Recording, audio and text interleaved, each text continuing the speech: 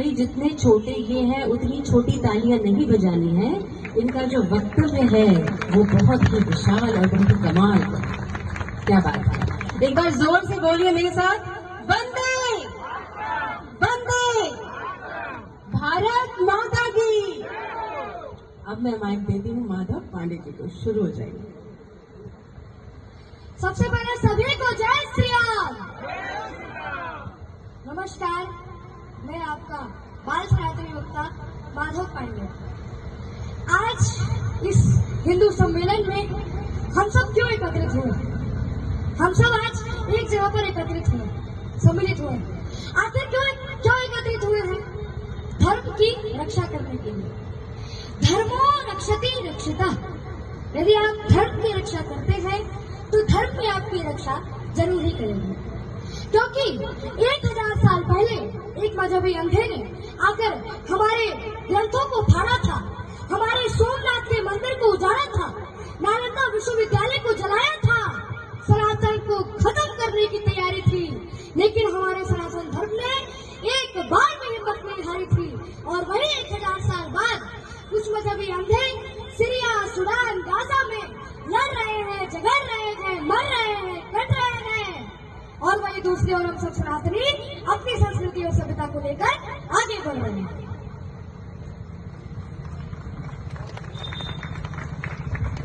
क्या बात है।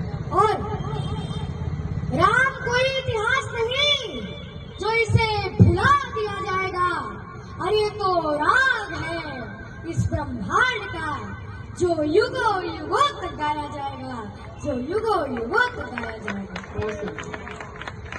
क्योंकि महाकवि वाल्मीकि मुनि ने अपने वाल्मीकि रामायण में यह स्पष्ट लिखा है, और ये ब्रह्मा का भी उद्घोष है कि यावत् स्थास्यन्ति गिरयः सलितश्च महीतले तावत् रामायण कथा लोकेषु प्रचलिष्यति। अर्थात जब तक धरती पर पहाड़ के अस्तित्व रहेंगे, नदियां बहती रहेगी, तब रामायण कथा लोकेषु प्रचलिष्यति, तब तक राम की कहानी घर घर में कही जाती रहेगी। ऐसा होने में किसी की मेहरबानी नहीं है, क्योंकि हमारे प्रभु श्री राम जी की कहानी ऐसी। तो अब मैं प्रस्तुत करता हूँ स्वामी विवेकानंद। स्वामी विवेकानंद हमारे भारत की संस्कृति और सभ्यता के आदर्श प्रतीक माने जाते हैं। इनका जन्म 12 जनवरी 1863 ईस्वी को हुआ था। घर का नाम उनका नरेंद्र था। उनके पिता पाश्चात्य सभ्यता में विश्वास रखते थे। स्वामी विवेकानंद जी की बुद्धि बचपन से बड़ी हुई हुई थी और परमात्मा को पाने की लालसा भी बढ़ती हुई थी। इसलिए वो पहले ब्रह्म समाज में गए, लेकिन वहाँ उनके चित्त को संतुष्टि नहीं मिली। दुर्भाग्यवश उनके पिता की मृत्यु हो गई थी। घर का सारा भार उन्हीं पर पड़ गया। स्वयं भूखे रहकर परिवार को भोजन कराते, स्वयं रात भर बारिश को भीगकर अतिथियों का सत्कार करते। अंततः उनका विवाह भी नहीं हुआ था। एक दिन रामकृष्ण परमहंस की प्रशंसा को सुनकर पहले तो उनसे तर्क करने के विचार से उनके पास गए, किंतु रामकृष्ण परमहंस ने उन्हें देखते ही पहचान लिया कि तो वही शिष्य है जिनका उन्हें बेसब्री से इंतजार था। स्वामी विवेकानंद जी अपना जीवन गुरु के चरणों में अर्पण कर चुके थे। स्वामी विवेकानंद जी के गुरु को कैंसर हो गया था। उन्होंने गुरु की सेवा बड़ी प्रतिष्ठा से की, और एक दिन एक शिष्य ने गुरु से घृणा की, तभी स्वामी विवेकानंद जी ने क्रोध में आकर गुरु जी की थुकतानी से थूक कफ उठाकर सब कर दिया। गुरु के प्रति ऐसे अनन्य भक्ति की कि वो अपने आप को गुरु के चरणों में विलीन कर दिया। 25 वर्ष की अवस्था में उन्होंने गेरुआ रंग अर्थात भगवा रंग धारण किया और पैदल ही पूरे भारत वर्ष की यात्रा की। स्वामी विवेकानंद जी प्रतिनिधि में अमेरिका पहुंचे, शिकागो में।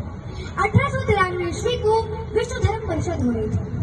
उस समय यूरोप और अमेरिका हम भारतवासियों को हीन दृष्टि से देखते थे। वे चाहते थे कि स्वामी विवेकानंद जी को कुछ बोलने का अवसर ही न मिले, लेकिन एक अमेरिकन प्रोफेसर की सहायता से उन्हें कुछ बोलने का मौका मिला। उनका विचार और विमर्श को सुनकर सभी विद्वान चकित हो गए। फिर तो अमेरिका में उनका भव्य स्वागत किया। 3 वर्ष तक वे अमेरिका में ही रहे। वहाँ के लोगों को भारतीय तत्वज्ञान की अद्भुत ज्योति प्रदान करते रहे। हमारे स्वामी विवेकानंद जी की जीवनी कुछ इस तरह रहा। लोहे के पेड़ हरे होंगे तो गान प्रेम का गाता चल, नम होगी यह मिट्टी जरूर, आंसू के कम बरसाता चल। सिसकियों और चटकारों से, सिसकियों और चटकारों से जितना भी हुआ आकाश भरा, कंगालों के झोंठे खप्परों से चाहे वो पटे धरा। आशाओं के सर का भार, आशाओं के सर का भार पवन को लेकर लेना ही होगा, जीवित सपनों के लिए मार्ग मूर्तों को देना ही होगा। रंगों के सातों का टुड़ेल, रंगों के सातों का टुड़ेल याद यारी रंग जाएगी, उषा को सत्य बुलाने को जातक लंपर सिकराता चल।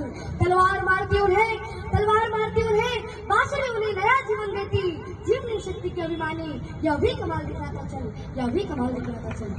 वे सदा अपने को गरीबों का सेवक कहते थे।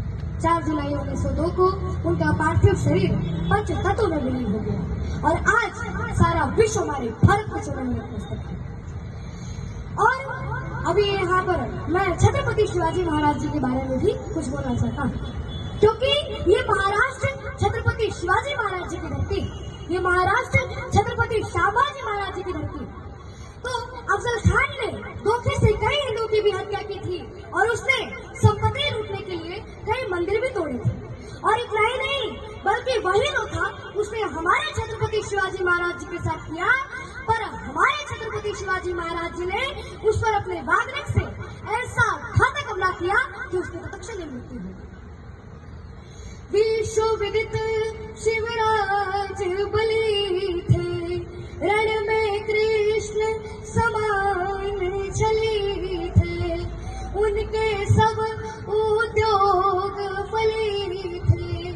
सुना नहीं तुम शिवाजी के, सुना नहीं तुम शाहबाजी के, रण में जय जयकार जगाया तुमको कितनी बार, जगाया तुमको कितनी बार। 120 लड़ाइयां लड़ी संभाले पर हारा कभी एक न था, बीते दिन रस्ते चक्रव्यूह जिसमें बसता औरंगजेब था, जिसमें बसता औरंगजेब था। हाथी घोड़े तो तलवारें फौज तो तेरी सारी है, पर जंजीर में जकड़ा राजा मेरा